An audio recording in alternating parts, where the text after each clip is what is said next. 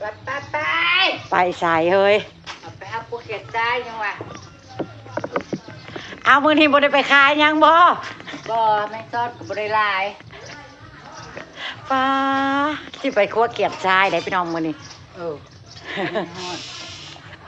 ไปอีกแล้วหาแนวไปอีกแล้วไม่ยายเจี๊ยบหรือยายยังเป็นลูกยังมือนี้นะเฮ้ยยายซิงลูกยายซิ่งป้ามีพี่น้องบอกอ่อนซ้อนเด้เต่งตึงจ้าสบายดีรอบสวยจ้าพี่น้องยินดีต้อนรับสู่ช่องแม่น้องบอยคือเก่าคือเดิมจ้าเจ๊เจี๊ยบมาชวนไปเลาะอีกแล้วพี่น้องไปสิพาเจ๊เจี๊ยบไปเลาะฮะไปพี่น้องตามไปเลาะทงเลาะท่าหาอยู่หากินน้ำปลาบัวเจ๊เจี๊ยบอีกจ้าพี่น้องไปกันจ้าหอดทงหอดท่าแล้วพี่น้องยายซ้อนเราก็เริ่มปฏิบัติการคุดแล้วจ้ะสิ่งแข็งก็จะตายนี่ขยัน4 เดือน5เนาะนี่ก็แข็งมันเป็นดินดากเคยดินดากปนหินแห่แต่ว่าอันพอหนาฝนปลาบัวบ่ฮู้ว่าเฮ็ดเพาะออกในคันนาปลาบัวพี่น้องเอ้ยนี่มันออกแต่มันนี่ตามคันนานี่อันน้องลูกละ100นะมาเลาะนำนาในนาติดกันเนาะบอกมันเอานะประมาณ2 โลมองนี่นะเฮ็ดเพาะนะเพิ่นมาออกอยู่ในคันนาเสยโอ้ยปีนี้เขาจังจอบเบิ่งเนาะเจี๊ยบงานเฮ็ดเพาะออกนี่ตั้งแต่เงาจิกไปโค้งไปผมมันว่ะได้จุด2 โลมันว่ะเฮ็ดเพาะนะอ้าวมีไอ้ช้อนแล้วคุดกบพี่น้องจะคือกบที่ดินลงทมมันบ่ล่ะมันโอ้ยบ่มีดอกเคยแนวนี้นะแห้งแล้งซะเหลือเกินต้องอยู่หม่องดินทรายชุ่มมันก็ได้เห็นว่ามันอยู่กะรอเจซีเนาะขุดรอเจซีตามมาสิพากันลงหวยจ้ะพี่น้องลงเขียดนะครับสิพากันลงหวยครัวเขียดทรายจ้ะกะหาเบิ่งตามทงถารอเจซีมาฮอดกับสิพากันพุ่นละเข้าหวยลงหวยพุ่นละพี่น้องยังเฮ้ยบกเลยเนี่ยคือเพิ่นน่ะพี่น้องมีไอ้ซ้อนเราเห็นนั้นก็เราก็คือเบิร์ดถูกคือผ่าเดี๋ยวว่าเด้อเนี่ยกระปูดังขวกน่ะฟังเสียงกระหูว่ามันเป็นปูนี่ซ้อนอย่าเถาะมันหลายเบิดปูนะมาพี่น้องมาปลาบัวน้ำหนาลงมาหวยแล้วบัวไว้อยู่กลางทงรอเจซีมันแดดพี่น้องกะชิลงมาครัวเขียดถาเพิ่นโอ้ยมีอยู่ได้เริ่มหม่งแหละก็มีอยู่ได้พี่น้องเว้ยมันแดดบัวไว้ต้องมานั่งเฮ็ดอยู่น้ำหวยน้ำโฮมนั่นนี่แหละเจี๊ยบรออยู่ทงปลาบัวน้ำหนาลงมาก่อนมาครัวรอเพิ่นเนาะพี่น้องมองได้เป็นเนินทรายกะนั่งเคียโอ้ยนั่งเคียครัวถาเพิ่นก็เริ่มมีอยู่ได้พี่น้องเริ่มเฮ็ดก็เริ่มเห็นแล้วได้ว่าสิทาอยู่กลางทงน้ำเจี๊ยบผัดบะไวเขียดเมื่อนี้หูซื้อกว่าแดดแห้งซะเหลือเกิน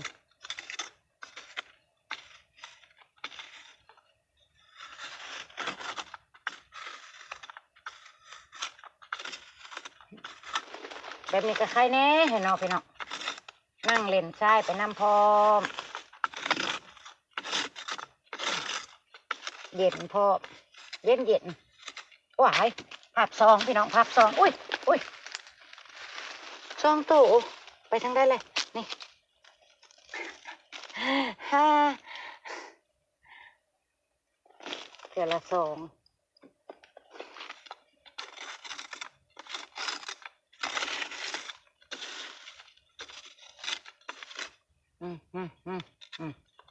พี่น้อง มีอยู่เด้อมีอยู่จ้ามีอยู่จ้าโอ้ยนั่นม่วนได้พี่น้องแถมมันบ่แดดเพราะมันอยู่ตามห้วยเนาะตามห่มไม้ตามห้วยดินทรายซุ่มๆ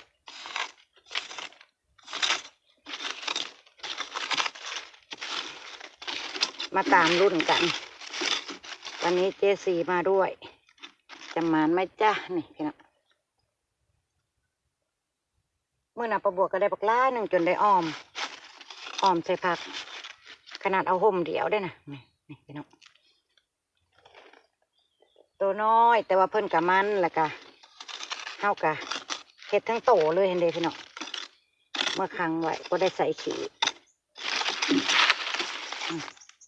โอ้ยหินโอ้อยู่ในหินน้ำโอ้ยทางนี้เด็กค่ะไปทางใดเลยนี่ม่วนจ้ะม่วนแล้วจ้ะประบวนม่วนคนเดียวแล้วจ้ะรอเจ๊เพิ่นเอาใส่เห็นแต่ผมพี่น้องไปทางใดเลยเห็นแต่ผมเพิ่นเป็นเบ้าอยู่คือกบนี่แหละพี่น้องเอ้ยเพิ่นกระทั่งเบ้าอยู่คือกบเบ้านี่แหละแต่ว่าเพิ่นเป็นเขียดน้อยเนาะเพิ่นเป็นเขียดนาเขียดทราย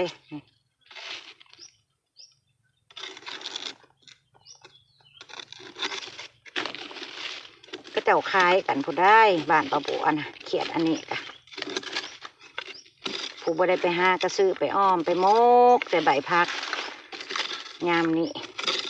ใส่ใบพักใส่ดอกพักกับพ่อกินได้ค่ะของแนวอาหารเราเคยกินเนาะพี่น้องนี่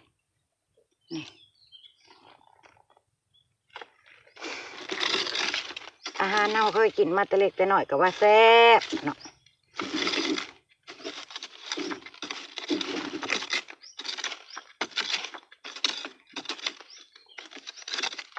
แต่เฮ็ดคั่วเขียดอันนี้ต้องใส่เวลาเนาะเราสิเฮ็ดแบบฟ้าวๆบ่ได้บ่คือขุดกบโน่นหนึ่งกะโน่นดินทรายหนึ่งกะนั่งเฮ็ดอยู่นี่แหละพี่น้องอุ้ยบ่แม่น ปลาบัวนี่ตัวนี้จังแม่น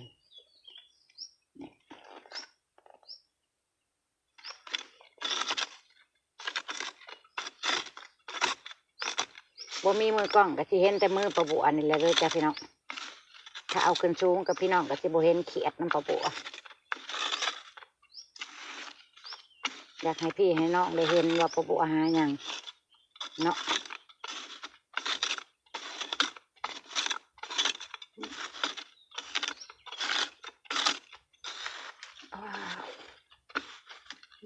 เนินในเพิ่นเป็นทราย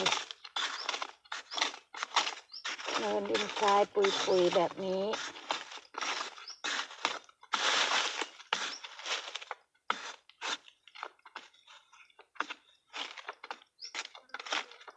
อยู่สูงๆเพิ่นบ่มีบอกพี่น้อง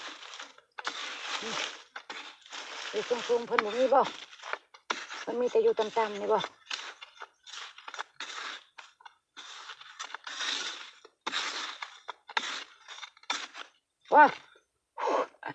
ว่าแมนบ่มีอยู่จ้ะอย่าไปอีกนิดนึงโอ้พี่น้อง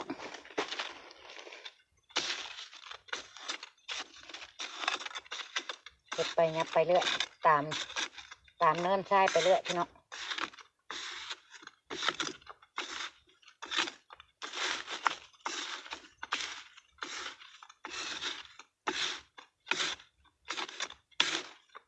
ใช่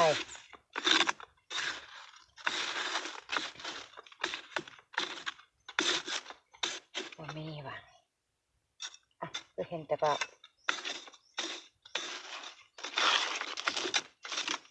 คือเห็นแต่เบาเพิ่นไหว ว่ามะกอกที่ตกใส่หัวปลาบัวอยู่ใต้ต้นมะกอกที่ลงมาเก็บกับลุงพรเนี่ยพี่น้องแต่ว่าอยู่ในห้วยโอ้ยมาแต่ละเทื่อบ่ได้ลงมาทางห้วยเก็บแต่อยู่ทางโคกอันนี้คือใต้ต้นมะกอกเงียบมากโคกก่อย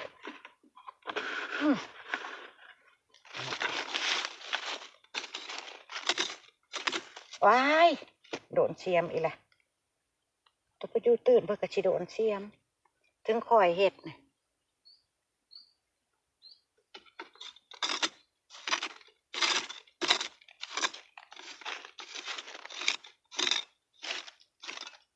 ถือแล้วพอจักอ่อนนบรถ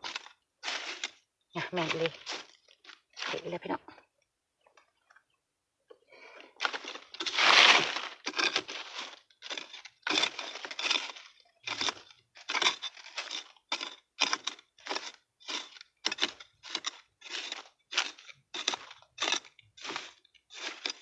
ก็ซื้อว่าเป็นลายเลยแต่ละเทือกะเอาบ่อนเดียวปลาบัวมาหายามได้กะ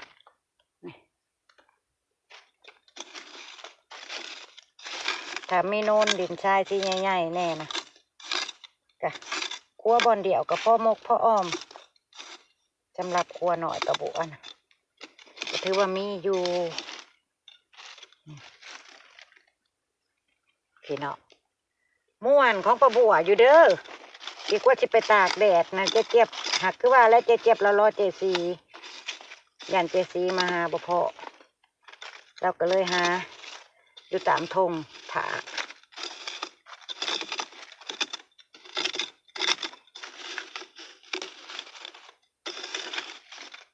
เนี่ยใช้หลับอ่ะ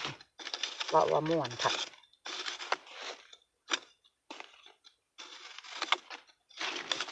แต่ว่ายังไปไก่อยู่นอนเพิ่นบอลมีหาแล่เนาะ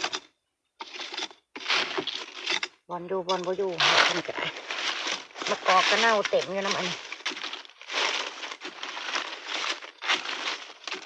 มะกอกก็ผู้ใดก็บ่ได้ลงมาเก็บอยู่นี่เพิ่นเน่าเต็มอยู่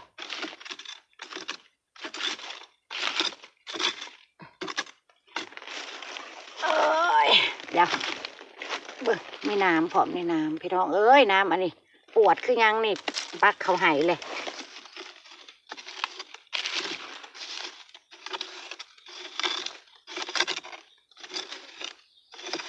ปลาบัวไปแนวนี้บัวได้ขายก๋วยเตี๋ยวบ่ขายจะขายเพราะว่าเมื่อนี้ลุงพรเรากับบัวได้มีไปทางใดปลาบัวเตรียมน้ำก๋วยเตี๋ยวเตรียมตุนเนื้อตุนยางไว้เรียบร้อยปรุงรสปรุงชาติไว้เลยข้างหมอไว้แล้วให้ลุงพรกับน้องบิ๊กขายจ้ะเด็ดนกเด้เนินเดียวปลาบัวได้แต่เป็นลายเติบเลยนะยังบ่ทันได้แล้วเนินเลยนี่ยังอยู่นี่ยัง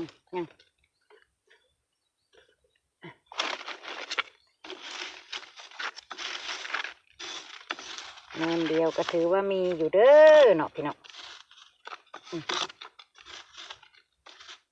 ก็พยายามสิกลับไว้แน่แหละมือนี่ครับมันสิคือเนาะพี่น้องพยายามว่าเที่ยงเลยสิกลับให้ลูกค้ามายังเมื่อวานเนี่ยกะจนบ่ายลูกค้าปลาบัวนะ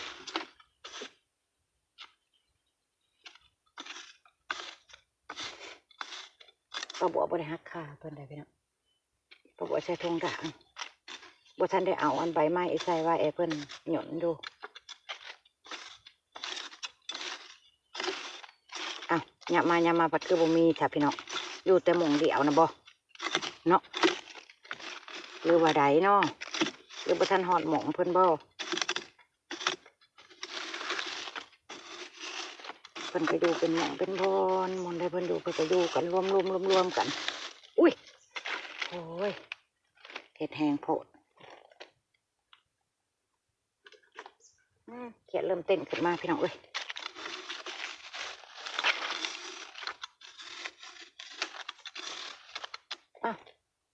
นี่ยังเต้นดงปลาบัวตาฝาด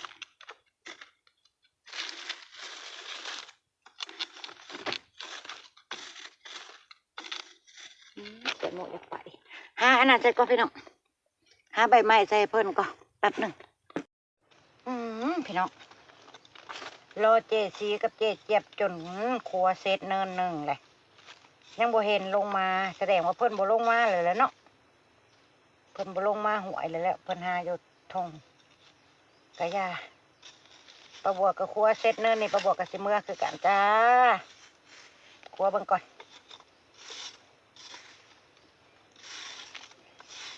ครัวเขียดถาเพิ่นจนแล้วเนินหนึ่งยังบ่ได้ยินเสียงอยู่แสดงว่าอยู่ทงพ่อเขียดพ่อกบไปจังเลยเนาะ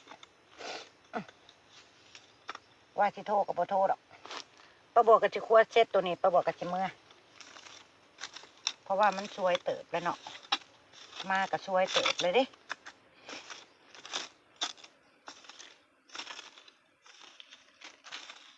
เนินในหันม้วนพี่น้อง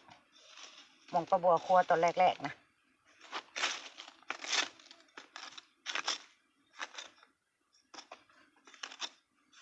อยู่นี่จะสิเป็นจังไรล่ะเพิ่นมีขี้หิน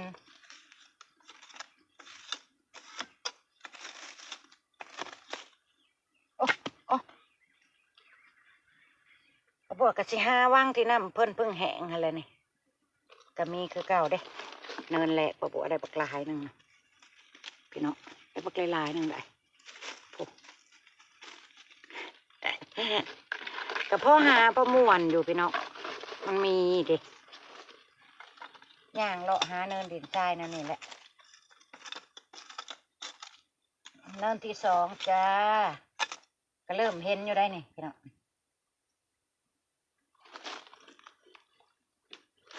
น้ำเพิ่งแห้งเด้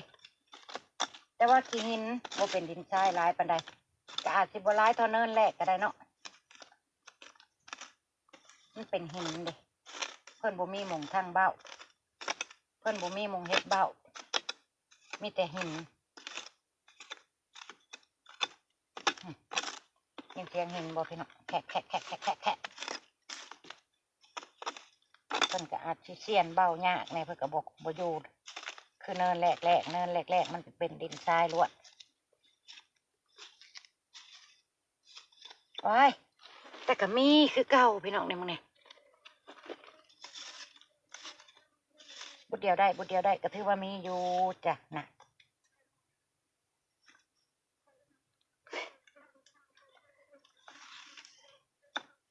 ใช่เห็นแต่ผงพี่น้องนี่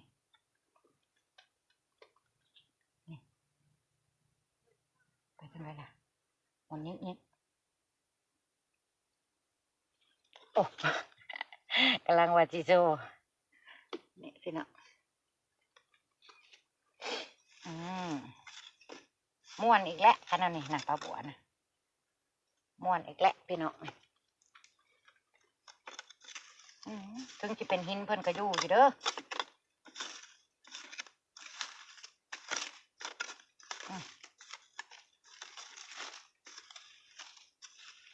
เพิ่นก็ค่อยเสียนมุงเป็นดินแล้วเนาะเห็นโอ้ย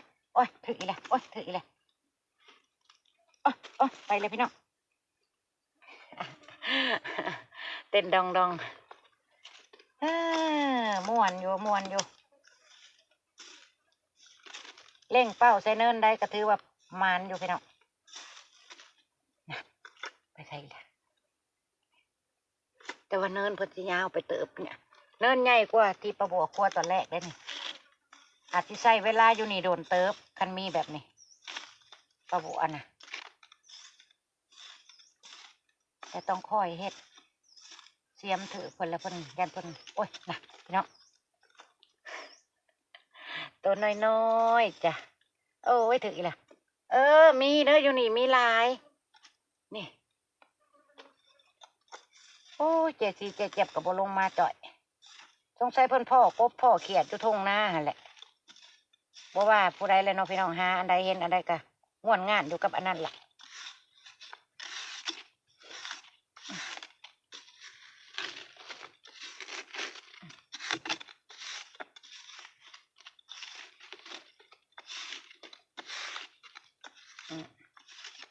อยู่ต่ำหลายกับบ่มีเด้อเพิ่นขึ้นมาอยู่วังเนินสูงต่ำหลายกับบ่มีเด้อจ้ะนี่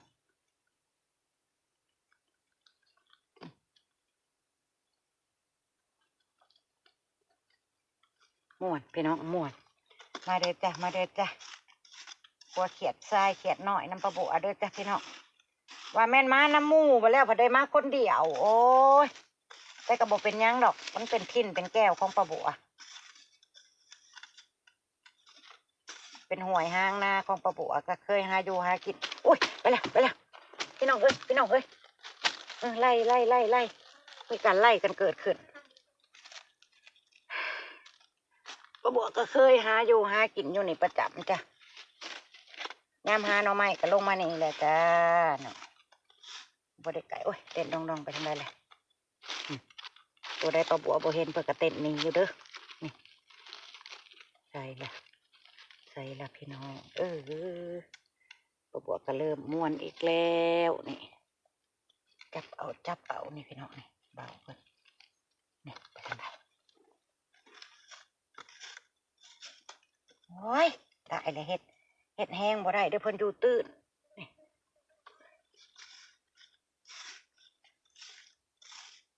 เห็ดแห้งบ่ได้เพิ่นดูตื้นถือเพิ่นว้ายไปทางไหนเพิ่นเลยเห็นแต่เผาพี่น้อง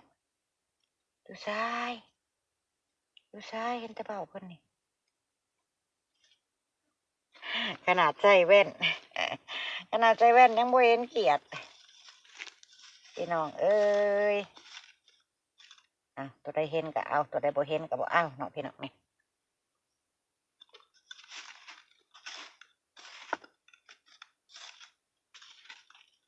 ว้าว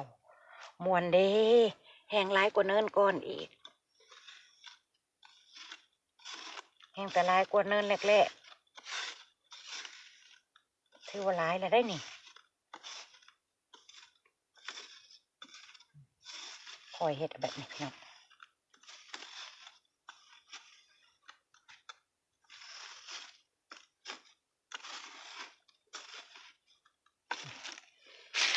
อย่างมานี้โอ้แต่ว่าเนินนี่ง่ายเติบไปตามโค้งหวยนี่พี่น้องเนินนี่นะ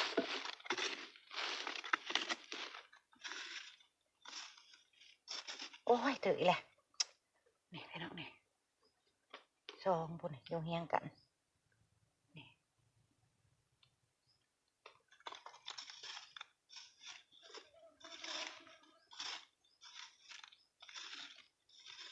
หาอยู่หากินตามธรรมชาติแบบนี้กระม่วนไปอีกแบบเลยพี่น้องเงียบสงบดีไม่ต้องไปวุ่นวายไปเดินซื้อน้ำตลาดเจียงห้องแซวสะนะเนาะพี่น้องมันก็คนละฟิลกันอันนี้เฮามีทั้งม่วนทั้งได้ลุ้นว่าสิได้กินบ่ เอ้ยน่ะเฮ้ยม่วนจ้ะม่วนป้าบัวครัวเซตเนินนี่ป้าบัวจังคิโทรหาเจเจี๊ยบพี่น้องถ้าเพิ่นยังบ่ตามลงมาป้าบัวจังคิโทรแล้วก็สิบอกเพิ่นว่าสิกลับแล้วเนาะหรือว่าเพิ่นกลับก่อนป้าบัวแล้วก็ไผสิฮู้ ต่างฝ่ายต่างถากันบ่จังเนาะ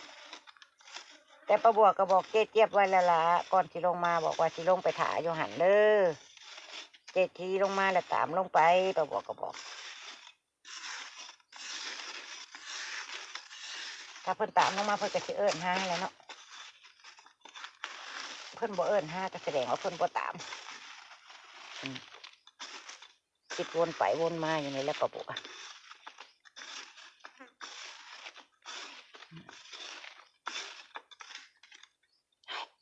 ไปทางใดเลย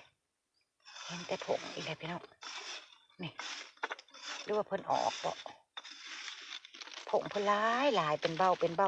ยู่พี่น้องโอ้ยตัวใหญ่แท้นี่ตัวเพิ่นใหญ่ก็ใหญ่นี่พี่น้องเป็นเบ้าอยู่แหละ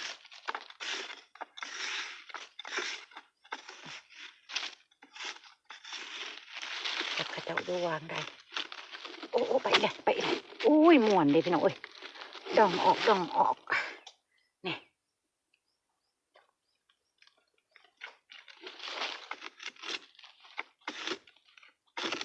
แบบนี้ป้าบัวห้อยอุ้ยนะนะไปอีกแล้วไปทางใดล่ะพี่น้องเอ้ยเห็นแต่เบานี่เห็นแต่เบาเพิ่นตัวนี้นะโอ้นี่เห็นแหละ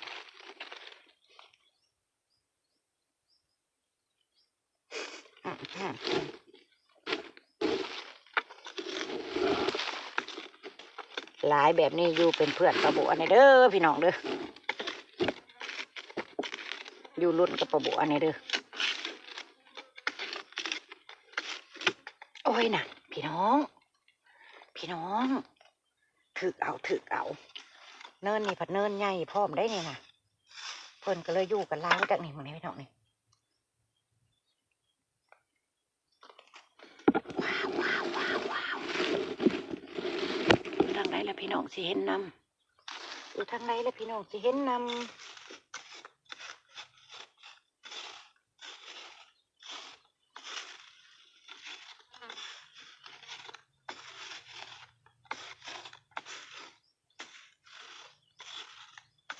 แต่ป้าบัวบ่ได้เฮ็ดช่อง YouTube ป้าบัวก็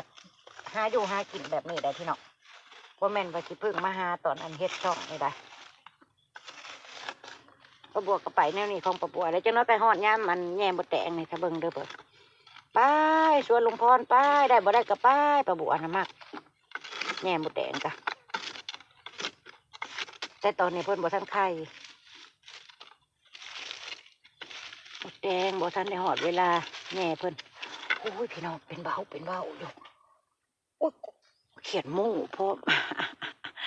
เขียนโม่กับข่าวเบ้าเขียนโม่เขียนหน้าเด้ห่วยโอ้ยสองออกพร้อมกันว้ายไปใส่เด้ผักพวกอยากให้มาเฮ็ดไล่กันซอยกันได้เนาะคือชิมวนเนาะพี่น้องเนาะเดี๋ยวเบาเฮียงกันสองโต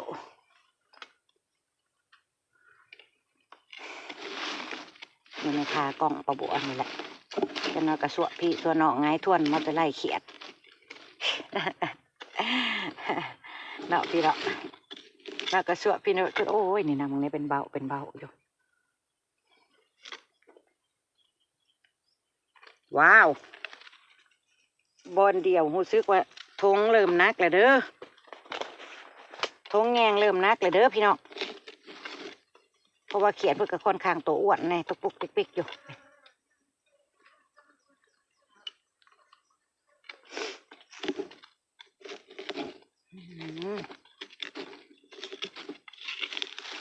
เอาแล้วมวนแล้วปะบัวมวนแล้วไปทางใดเลย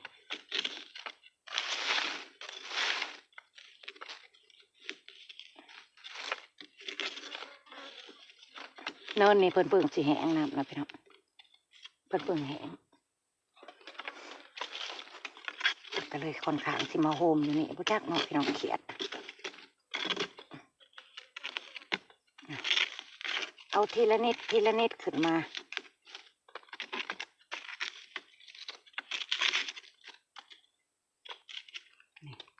โอ้ยหิน ตาลิงตาลายเห็นหินว่าเขียดเอามาปีก่อนมันไปเรื่อยๆอยู่เนาะ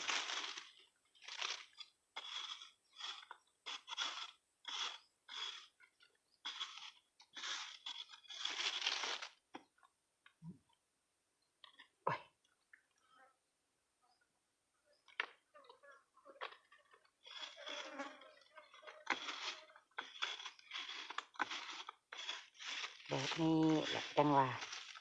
หาอยู่หากินเนาะพี่น้องก็เป็นตาสิได้กินถ้าแบบนี้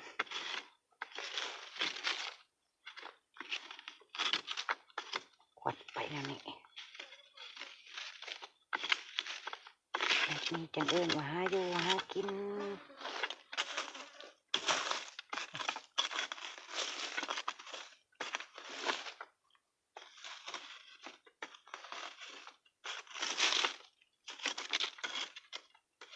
มันก็เหมาะกับการเพิ่นนั่นเฮ็ดเบ้าอยู่พี่น้องมันมีใบตองใบยางพร้อมปกหนาดินนี่นะพี่น้องมีใบตองแห้งใบตองยางแล้วก็ คนสีห่มทั้งวันอยู่นี่นะเพราะว่ามันดูโกนหวยและมีเพื่อยก่อไผ่มีอิหยังพอเบิดระบอกบ่เบิดดอกเพราะว่าเนินเพิ่นยังไก่อยู่เพิ่นอาจจะบ่ทันถึงหมองเพิ่นอยู่ให้เบิดบ่เบิดแน่นอนประบัวว่า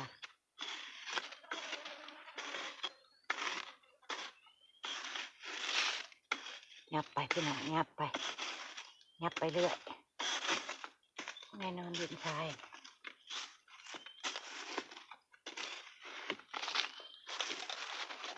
ยับไปเรื่อยพี่น้อง นั่งพับเพียบคักแน่ประบัว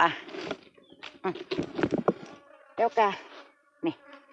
ประบัวสีเห็ดบดนี่ให้เปิ้นนี่วางโคงเนินอันนี้พี่น้องเสร็จแล้วประบัวก็สิกลับแล้วจ้ะสิบอันนั้นแหละทำไอ้ขวมงนี้ให้เสร็จสิ้นก่อนหายสงสัยก่อนว่ายังมียังหลายบ่อเนาะกะสิอำลาพาจากเลยจ้ะขออภัยข้างล่างประบัวบนประบัวเคยมาหาหน่อไม้กับหลวงพรก็อยู่หวยหางนาประบัวนี่แหละจ้ะจังจีโทรหาพวกเจ๊เพิ่นจ้ะพี่น้องเสร็จตัวนี้ก่อนเอาตัวนี้ให้เสร็จก่อนอำลาพาจากเลยจ้า